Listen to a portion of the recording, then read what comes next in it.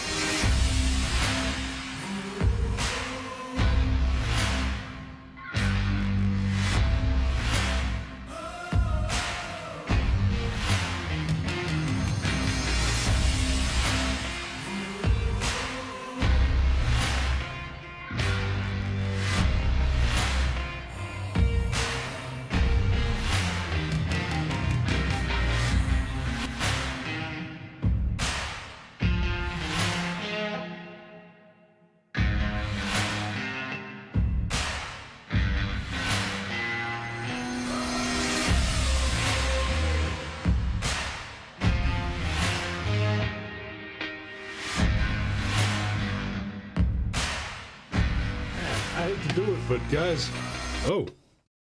I hate to do it this morning, but guys, y'all gonna have to bear with me while I pull up some articles again because it looks like my dumbass accidentally closed the window that I had the articles in for this morning.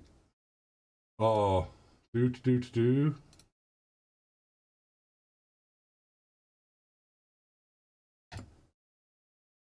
Alrighty then. So, good morning, everybody. How we doing today? I hope everybody's day is off to a good start. You got a good hot cup of coffee on hand.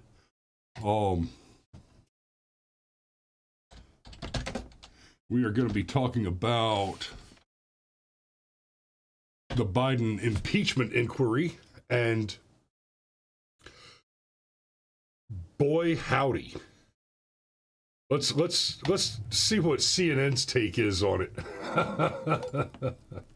Because, you know, they're always just the smartest people in the flippin' room. So this from CNN, House votes on Biden impeachment inquiry. Now, what to know about the impeachment process in Congress after the House voted to formalize the Biden inquiry. So let's clarify something. We just got rid of the speaker out of California who said that he would pursue this, and we kept hearing, well, we're currently in discussions about whether or not to discuss having discussions about possibly beginning an inquiry into the question of whether or not to inquire as to the reasonableness of beginning inquiry proceedings into the impeachment of Joe Biden. Jesus Christ, guys. You've got enough to convict already. At least get to the indictment, right? So, clarity, right? We all remember that Donald Trump was impeached twice, and that Bill Clinton was impeached before that. That's three separate impeachments. All three of those were, in fact, impeachments. They were impeached, which is not to say that they were convicted, right? The correct way to understand this is the House does the impeachment. An impeachment is the same as an indictment, but specifically for a person who holds an office of privilege, where the question of legality becomes a little bit different.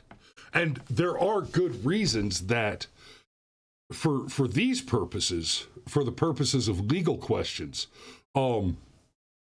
agents of the government, especially those who are elected, are treated a little different than common citizens. For example, ordering the killing in a military action of people is very different than committing a murder. That said, it is possible for a person with the authority to order such a military action to order that action illegally. But the question of the legality of the order is a very different question than the question of one person taking another person's life without the mitigating factor of something like self-defense, defense of others, defense of property, etc. So an impeachment is an indictment. Now, interestingly, there is also a very good constitutional argument that Donald Trump should not have been indicted on any of the 97 counts of indictment that are facing him now, because not only was he a president and subject, therefore, to the process of impeachment, but the indictments in particular, not only, they don't just refer to actions he's taken, but specifically actions he took while in office, or at least are alleged to have been taken while he was in office. It's also the case that several of the indictments, if not all, no, not all of them, but most of the indictments are rehashes of the things that he was impeached for. And again, in the impeachment process, he was not convicted, right? The House voted to impeach and the Senate voted to acquit. So Donald Trump has already been acquitted on many of the charges for which he is currently being indicted, which not only raises questions related to the veracity and the legality of the indictments themselves, but of course raises questions of how the double jeopardy rule should apply in this case, right? You know, there was that movie called Double Jeopardy about the woman who was tried and convicted for murdering the husband, and then she served her sentence and got out. And of course, we learned that spoiler alert, the husband, not only did she not murder him, but he was still alive. And so because you can't be tried for the same crime twice, she suddenly has legal immunity to just murder him at will, right? And that was the premise of the film. Okay. I'm not bashing on the film. You know, you took some artistic license with the law for the sake of telling an interesting story. That's fine. But to understand it correctly, double jeopardy refers to being convicted, to being tried for the same crime twice. And in the case of the story of the movie, it would not have been the same crime. She was charged, convicted for not just kill. It's not that she killed her husband. It's not that she murdered her husband. She was convicted of murdering a specific person on a specific day under specific circumstances. So if the situation were to occur in reality, then the second time she murdered him, right, there may be some restitution owed to her for the false conviction of the original murder. That's one factor. But if she was to go back and murder him, say 10 years later, right, she might even do it in the same place and at the exact same time of day, but the date is the deciding factor there, because it's the differential. It's the thing which is not the same. And so she would then be being tried for the same murder, or rather the murder of the same person, but on a different day. So, right, if it were not if it were not such, you could rob a bank, be convicted of that robbery, serve your time, get out, still have the money because it was never recovered, go rob the same bank again, and then in court argue, well, yeah, I did it, but I've already been convicted and served my time. I've paid my debts to society, so you can't convict me for it again. I could just rob this bank whenever I want to. That's not how shit works. But in the case of the impeachment and indictment process related to Donald Trump, he is literally being indicted for accusations of the same crime under the same circumstances. There's no new evidence. There's nothing that differentiates those particular indictments from the charges on which he was impeached. So the double jeopardy rule is at least at issue, if not in application. With Joe Biden, we have a very different case. Joe Biden is currently the president. Impeachment is the appropriate mechanism for his indictment, conviction, and hopefully thereafter removal. But I don't want you to get too excited, right? The Tim Pool crew made some very good points about this. One of the tactical reasons that the impeachment inquiry is being allowed to go forward is the Democrats are in trouble. They're in big, big trouble. I don't know that it's completely unprecedented, but as a general rule, you do not replace your incumbent president, especially your incumbent president, right? This is less true at lower offices, but if you've got a president in the White House, you run him again, right? Every 4 years, we get one primary, right? The only time we have two primaries is when we're at the end of the incumbent's second term. So every 4 years, there's a primary for the party out of power. And every 8 years, give or take, there are two primaries because the incumbent is no longer eligible to run for a second term. Or he's already had his second term. He's not eligible to run for a third term because we capped that shit. But going into this election, going into the 2024 general election, all the polls are very clear that Joe Biden cannot win against almost any Republican hopeful, right? Joe Biden might beat a Nikki Haley, maybe a Ron DeSantis, almost certainly not a Vivek Ramaswamy, and Chris Christie just doesn't make the cut because he has zero chance of winning the primary. Now, and let's be real, unless Donald Trump is removed by lawfare, nobody has a chance of beating him in the primary, realistically.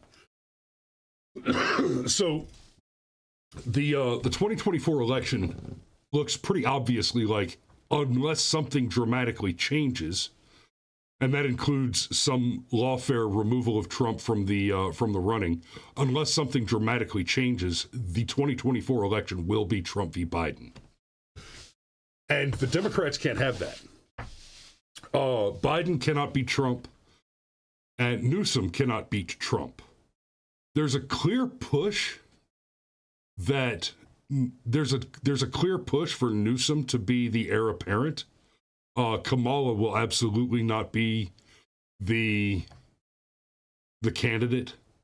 One theory that I've heard is that the objective is to have Biden impeached and removed, let Kamala step up, and then Kamala makes the argument, I'm not going to campaign, I'm not going to run for the presidency because it would be irresponsible for me to spend my 1 year available to serve the country on just campaigning. So I'm going to give the nod to Gavin Newsom. It's essentially, it looks like the objective is to remove Biden and put Newsom in there. I don't believe that Newsom can beat Trump in a legitimate election. But if the Waller says, I want Trump Biden to see how off the previous voting numbers were. Okay, that Trump v. Biden will not give us a good representation of how far off the previous voting numbers were, because while I will not swear to the veracity of the previous election, I can say to a near metaphysical certitude based on popular public opinion that there were a great number of people who voted against Donald Trump and not for Biden because they bought into sociopathic bullshit like the claims that Trump's a racist, the claims that Trump bore some responsibility for the disaster of COVID-19. And I'll be fair, Trump did not get COVID-19 perfectly right. He made some serious mistakes there. And I'm not a fan of, he was too weak on the Second Amendment, in my opinion. And I'll do some detailed analysis and commentary on Trump on the Second Amendment, probably a few times throughout the course of the next year. But he's certainly a better friend to the 2A than any Democrat available. But it looks like the objective is to get Biden the hell out of there, because Biden cannot win the election if no one else is running against him, let alone against a very strong opponent like Donald Trump. And of course, like I said, unless lawfare removes Donald Trump, which is to say that any one state removes him from the ballot, or whatever lawfare mechanism is used to challenge eligibility, unless Donald Trump is forced off the ballot by Democrat shenanigans, basically, he is the nominee. He is the Republican candidate. And I don't think any intelligent person is arguing that point. However, we'll look at the impeachment of Joe Biden. Biden is clearly a solid candidate for impeachment. He has, you don't even have to talk about the damage that his policies have done to the country. We can point at very specific reasons as with regard to the conduct of misdemeanors and high crimes and misdemeanors, because there is ample evidence to show that Joe Biden has been in bed with China, in bed with Russia, in bed with Ukraine, operating global money laundering operations, operating global influence peddling operations. And, honestly, he should have been disqualified from office as a security risk just from the 3 times that he pointed at the football. I've mentioned that a few times in the last couple weeks without talking about it. And I mentioned that Obama lost the biscuit. Okay, so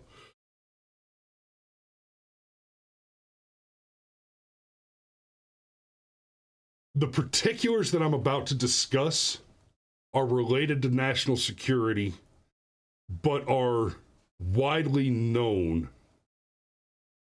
And frankly, they're so widely known that they've become tropes in popular media. There are facets and factors to this conversation that are classified, secret information, but we don't have to get into any of that to help you understand what it is that Obama and Biden have done so badly. There are 2 things for launching nuclear weapons. There's the football, which is the briefcase containing the nuclear codes, right? And then there's the biscuit.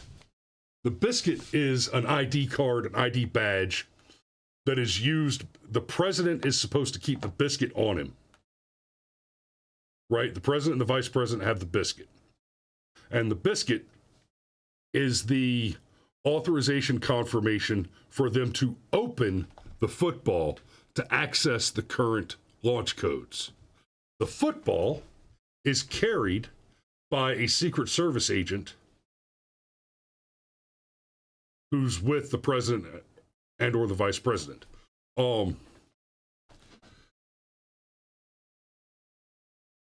And Obama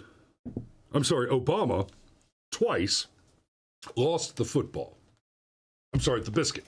Lost the biscuit. On one of those two occasions, it turned out that he had left it in his jacket suit pocket when the suit was sent to the dry cleaner, which means, and we're talking about in D.C., so the greatest possibility is that for at least a period of time, the active biscuit was in the possession of a foreign national, right? That's on Obama. Biden pointed at the football 3 times on live national television, right?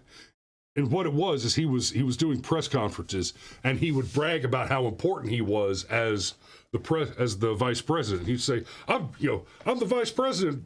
I'm the vice president, buddy. I mean, I've got a guy right here that follows me around with the nuclear codes." And he pointed at the Secret Service agent that had the football.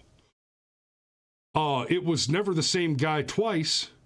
It was a different Secret Service agent every time he pointed at him, because as soon as that guy got pointed at by the vice president and identified as the man with the football, he had to be replaced because the security had been breached. Because now, all of a sudden, literally every intelligence agency on the planet, most especially those which are hostile, knew what the football, who had the football. They all know what the football is, right? I mean, you hear people talk about the football in movies and popular television. It's a thing. Waller says Big Mike is going to be the candidate. I honestly don't think Michelle is trying to get into the White House. I think the Obamas are very happy with the enormous amount of money and political and popular influence they have. They just finished consulting on a film that was released on Netflix, one of whose major themes is the line "Don't trust white people." I think Big Mike is happy to walk around with little Barry and just make racist propaganda for the left on Netflix and Hulu. So I don't think we're going to see an Obama return to the White House. And don't get me wrong, that doesn't mean that either of them should be discounted as major political influences. They're going to keep pulling the chains. Now, looking at a Biden impeachment, as it pains me to admit it, but these are the facts tactically. Legally, a Biden impeachment is a moral imperative, a constitutional imperative. It is clear from the evidence that Joe Biden was compromised from the very beginning, probably as far back as 30 or 40 years ago.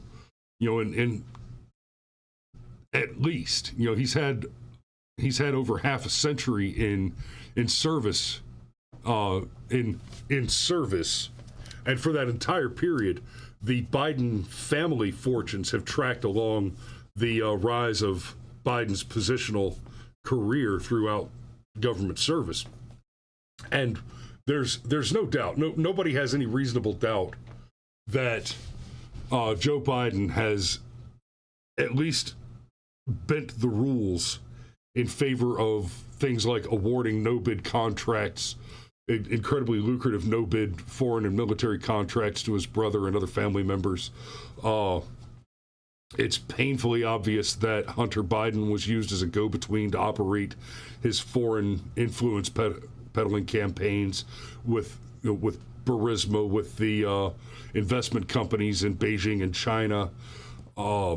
and all over the Middle East as well. I mean, they have been busy boys. You gotta respect the hustle, right? That's even a crooked work ethic is a hell of a work ethic. But I'm afraid that we're going to see this impeachment happen because the Democrat needs for Joe Biden to be removed from the picture without actually admitting that Biden has to go because he's the least competent president in U.S. history.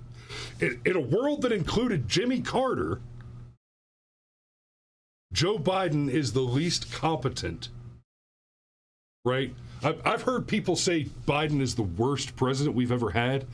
Worst is a loaded metric, right? I mean, Obama, with Obamacare, extrajudicial assassinations, expansions of wars that should have been ended far, far sooner than they were, Obama was a terrible president. I mean, an actively, volitionally, and intentionally evil man, right? But then you go back to Johnson, and LBJ basically bears responsibility for the modern welfare state, the cost of which, since its inception, is nearly identical to the current national debt. The thing that has put us in debt, in a national debt, which is in the mid-30 trillions today, is the welfare state. That's the thing that's done it. And that's largely responsible for your inflation rates, because we're printing money to cover those expenses, to pay that debt, to pay the service on that debt. We're not even paying the principal down, right? The government is only paying service on the interest and printing money to implement more and bigger welfare programs. But then you can go all the way back to Woodrow Wilson, the monster from Jekyll Island, the inception of the IRS, the implementation of the original income tax. And that is the place that you can pin the inevitable collapse beginning to progress. And so to say that Biden is the worst president,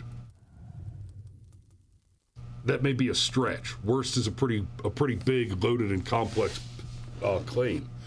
But to say that he's the least competent president,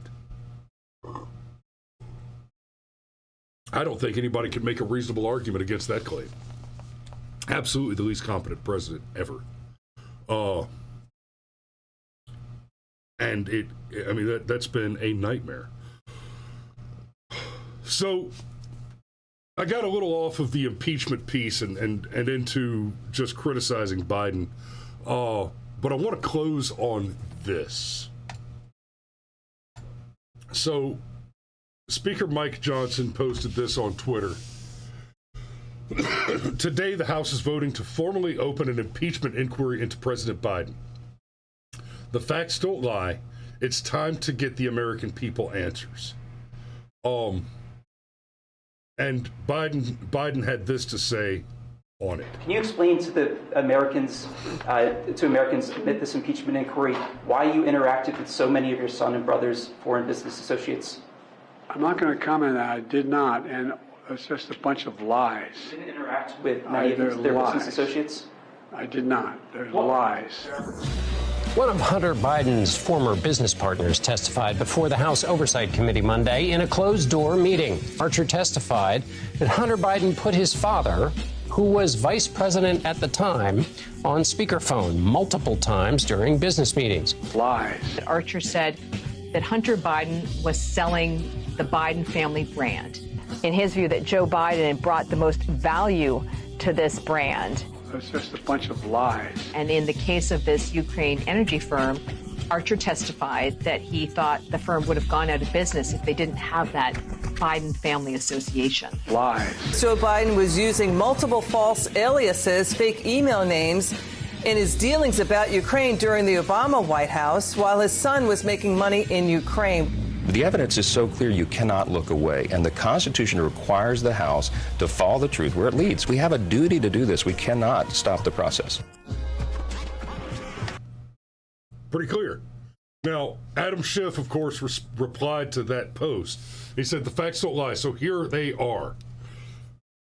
Before I read this, I want to remind you, Adam Schiff is the man who, in congressional hearing, attempted to read into the official record an entirely fabricated transcript of the phone call between Volodymyr Zelensky and President Donald Trump, in which Adam Schiff fabricated the statements of Donald Trump and suggested, and I say again, while reading this into the official record in congressional hearing on the subject matter, that Donald Trump explicitly asked for the specific quid pro quo of from Zelensky in regard to the exchange of money between the U.S. and the Ukraine, and threatened,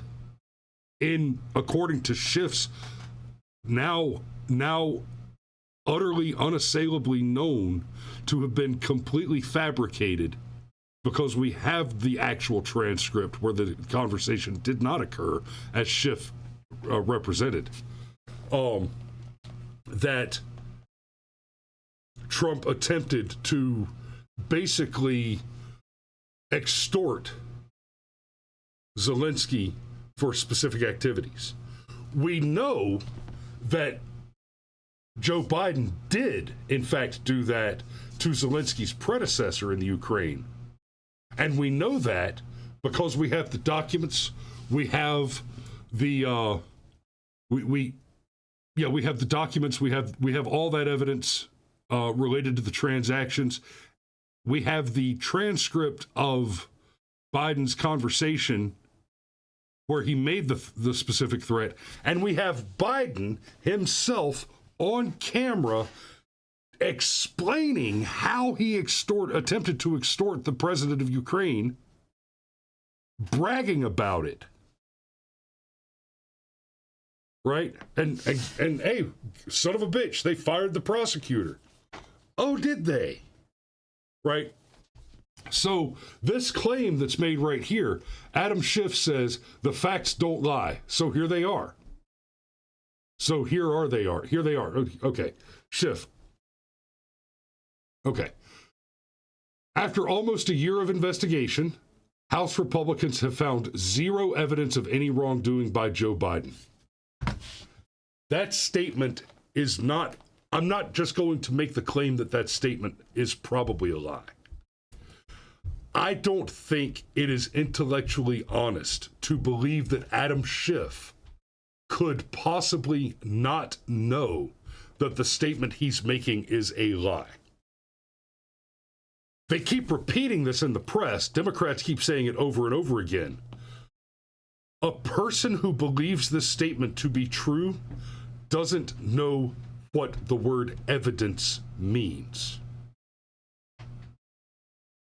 So let's assume for just a moment that there is nothing that reasonably and substantially guarantees the veracity of the claims of Joe Biden's corruption. Let's assume for just a moment that we don't have any smoking gun that 100% guarantees that Joe Biden is guilty of the collusion, the crimes, the influence peddling, the like that he's accused of. The claim that there is no evidence, the Hunter laptop exists. Not only does the Hunter laptop exist, but we now know that the FBI had command and control of the Hunter laptop for over a year before the New York Post story was expunged, was censored off of social media in a naked attempt to influence the 2020 election. We now know that the FBI had command and control of that laptop, of the evidence therein contained, and repressed that information, withheld that information from the public and did not pursue the crimes evidenced by that information. We also know we have access to the information from the Hunter Biden laptop, and we know that it is very damning evidence. But more importantly than the fact that the evidence on the laptop is extremely damning, we also have very conclusive evidence from the interactions with the Rittenhouse trial, from the interactions with the Whitmer campaign case, that there is active collusion between the Biden administration, the previous Biden campaign, the FBI, and possibly other sections of the intelligence community. We know that there's some communication and activity there. We know that those communicating and colluding agencies were involved in censorship and cover-up through the manipulation and extortion of social media platforms. We know all that. And knowing all that, the fact that the FBI attempted to suppress and destroy that evidence, inculpatory evidence of the criminal behavior of Joe Biden, that's spoliation, right? Any reasonable judge faced with spoliation in a case under inquiry will instruct the jury to assume that the evidence which was destroyed or which was attempted to have been destroyed should be regarded as maximally damning, right? So if you're on trial for murder and you get caught destroying the murder weapon, the instruction of the judge to the jury will be, you are to assume that the weapon had fingerprints, DNA evidence, that the weapon guaranteed, that the weapon all but guaranteed the proof of the accused's guilt. And the legal reasoning, the philosophical and legal reasoning there is that the legal risk of being caught destroying evidence, in order for a reasonable person to assume the legal risk of being caught committing the crime of destroying evidence, then it must be the case that that person judges the value of that evidence against the probability of their conviction to be a greater risk that they will be convicted of the more serious crime than is the risk of being caught in the act of spoliation. Or more simply put, a reasonable person would not attempt to destroy the murder weapon unless they were pretty sure that the murder weapon was going to get them convicted of murder. Right? Now, this would apply if your lawyer attempted to destroy evidence, if one of your alleged co-conspirators, family member, friend, loose associate, if someone appears to be attempting to destroy evidence on your behalf, you would then need to argue in court that you were not involved, that you were somehow disconnected from that attempted spoliation. And it would be pretty difficult to prove your intent and connection in that case, but you would still need to make the argument. You would have a strong argument to make. I didn't know. But you would still have to make that argument. And so in the case of the Hunter Biden laptop, we're seeing that the FBI, who has a clear interest in Joe Biden, attempted to destroy evidence which will prove to be damning in the case of Joe Biden's impeachment. And that should be an important part of that conversation. So the idea that Adam Schiff, who is himself a lawyer, does not understand these things, you cannot reasonably assume that this information has escaped Adam Schiff. It is only possible that he is lying. Now, I told the story, I reminded you guys of the situation with Schiff reading the fabricated transcript, and I'll remind you also that Schiff went, every time a camera turned on in the United States, Schiff would fly to it and say, we have all the evidence. We're going to put Donald Trump away. We're going to impeach him. We're going to throw him out on his ear. We have the evidence. They didn't. There was never any evidence. He says they have yet to produce a single witness who would suggest otherwise. Also false. That's a lie. Right? Let's assume for a moment that the witnesses that have been produced are not credible. His statement is they have yet to produce a single witness who would suggest otherwise. I can think of 3 off the top of my head who will at least have suggested otherwise.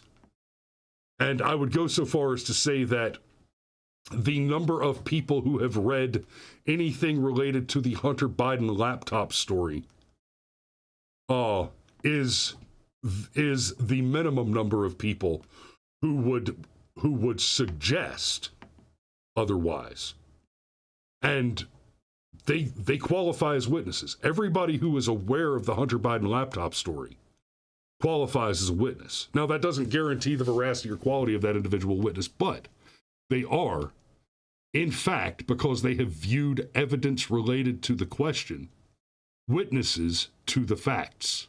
And those facts are the damning documentation contained in that laptop. And that's without even discussing the myriad of financial filing documents, tax evasion questions, communiques between foreign leaders and foreign nationals, on the whole Burisma situation, the whole Rose Seneca, I think it's called.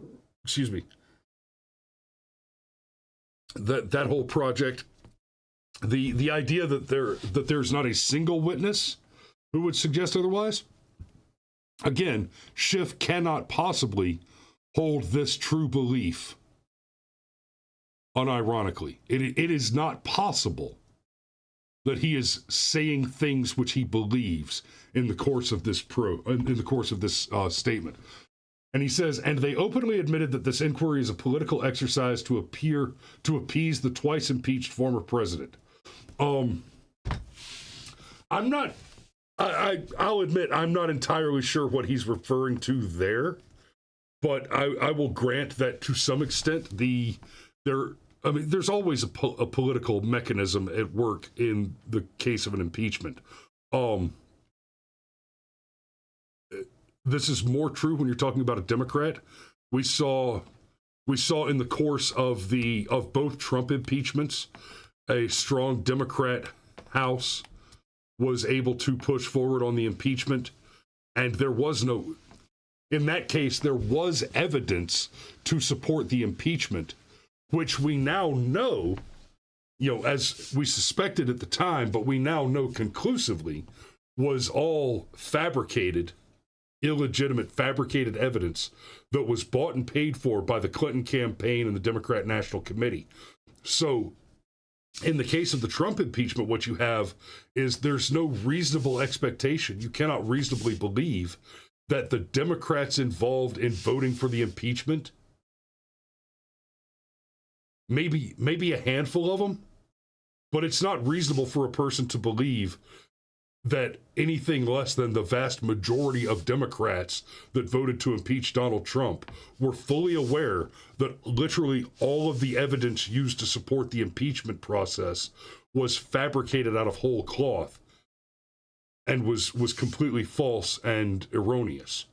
So when we look at the situation that arises from those various factors, I would go so far as to say that at least the vast majority of Democrat elected officials in government today at the federal level, in the House and Senate, at a minimum, the vast majority of those Democrats have committed high crimes and misdemeanors in direct contravention of the laws of this country as a coordinated attack on the President of the United States while he was sitting president in Donald J. Trump. So I'll take it a step further, Adam Schiff. You and all of your contemporaries should be removed under the law, along with the trash bag that is Joe Biden. But there remains the tactical question of how the removal of Joe Biden enables the placement of a moderately more competent political entity to attempt to fight Donald Trump for the 2024 election. So let me take a peek at some of these comments, and then I'm going to wrap this up. Trump was buddies with Epstein, just like Biden. Both of them just as sick as the rest of them. Don't idolize these demons. Yeah, there's basically a photo of Trump and Epstein, where Epstein showed up at Mar-a-Lago one time. To say that they were buddies, I don't know that I'd go that far with it. And frankly, to attempt to impeach the character of Donald Trump currently, I'll remind you that there just isn't an alternative. With the, there are no Republicans running in the primary against Trump that I can see as being tolerable alternatives to a Trump presidency. Even Ron DeSantis, after the disaster that we've seen of his campaign, it greatly undermines any expectation of his competency as a national leader. He did great as governor of Florida, but the missteps and mistakes that he's made in his campaign are very telling of his ability and competency to build a functional advisory team. And that gives me some very serious concerns about his competency as a foreign policy asset, which I'm very concerned with, because one of the things that made Donald Trump a great president is that we had 4 years with no new wars. That's the first time that's happened in living memory. That's fucking huge. Waller says Vindman should never see the light of day. That's...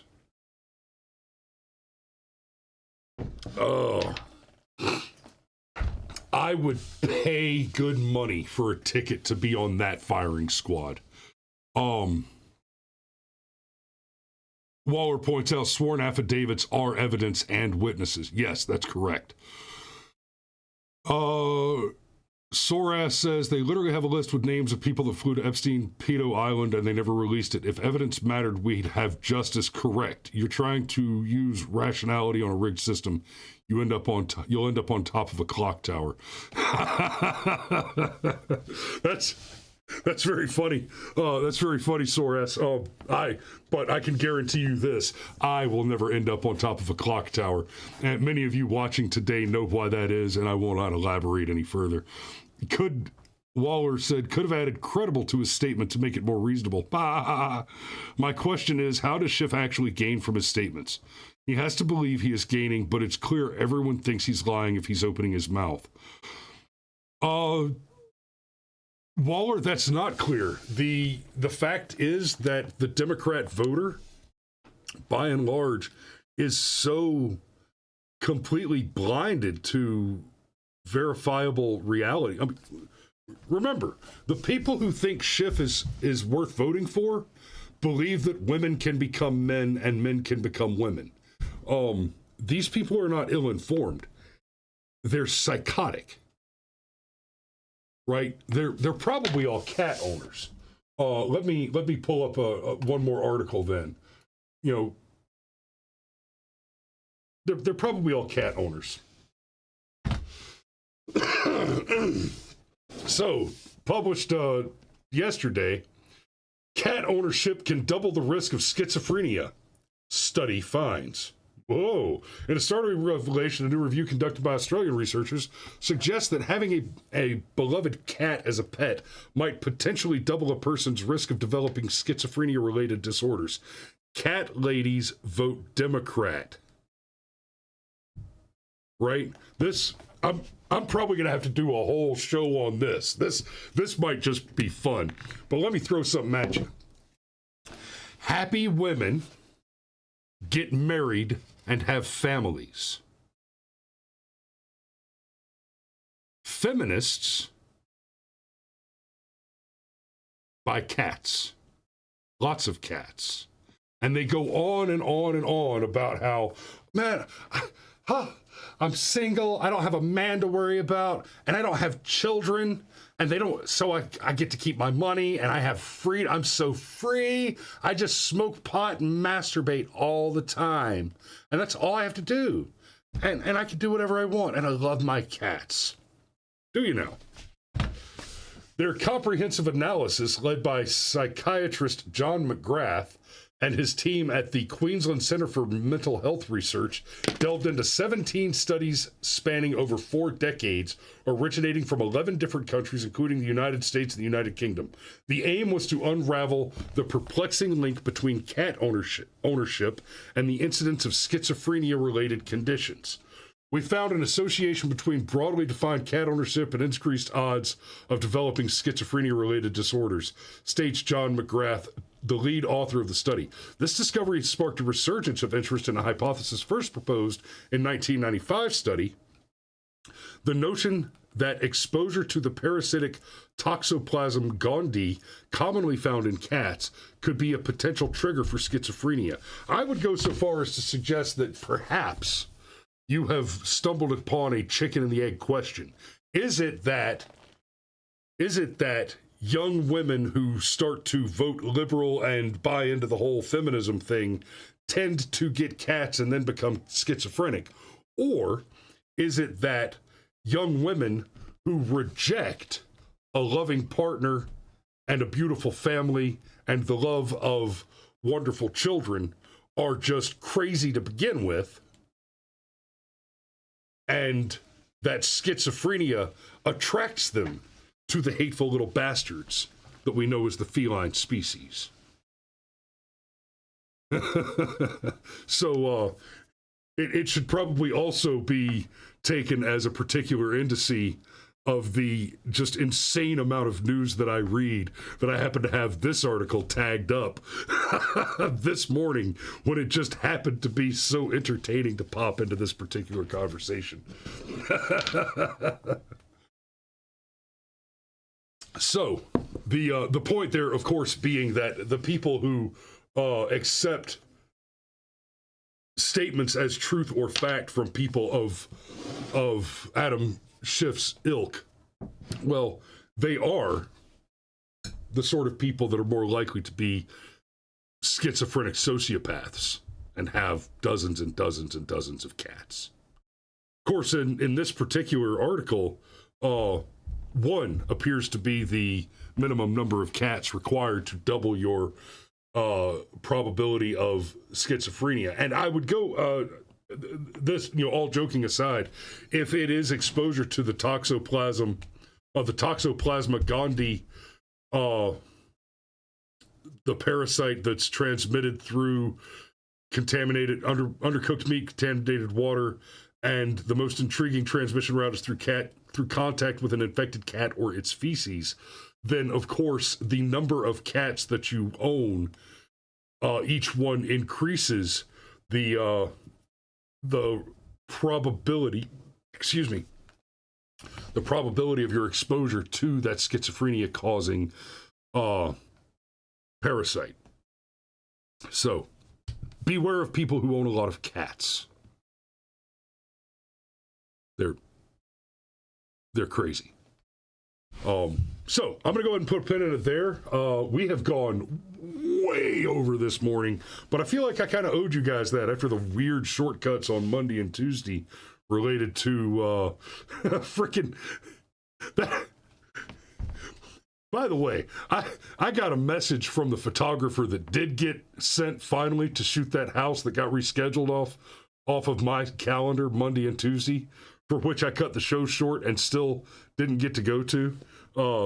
And, not to worry, I still invoiced the guys for, at least for a cancellation fee, which, I didn't make as much as I would have actually doing the work, but I didn't let them steal the time entirely. And this was a comedy of errors type of thing with some contractor problems. The agent, I won't name the agent, obviously, but the particular agent where the problem occurred is one that I've done a lot of work with in the past, and they have been fantastic. They're one of my favorite agents to work with because their houses are always pristine and clean and staged and, more importantly, vacant. I love shooting vacant houses because it just in and out, boom, I'm done. So, Waller says he's moving down here in January. Waller, my man, you gonna have to come out to the farm. That's gonna be some fun. See, Alex makes my point. He says, I've heard some nonsense, but this takes the cake. Kids are terrible. Cats are awesome. And I will say this to you, Xander Mac. I bet your cat never baked you a fucking apple pie. And I'll close on that. They don't clean your fucking house either. So I'll close on that. Thanks for watching this morning, guys. We love you, and we will see you tomorrow.